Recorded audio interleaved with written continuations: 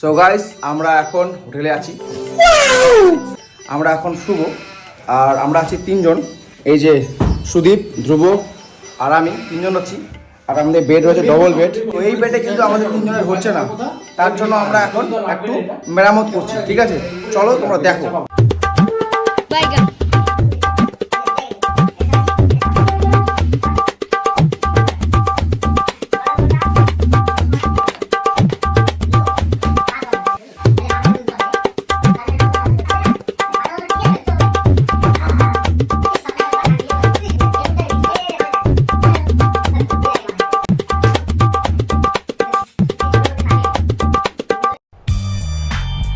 আমাদের বেড ছিল এইভাবে, ঠিক আছে।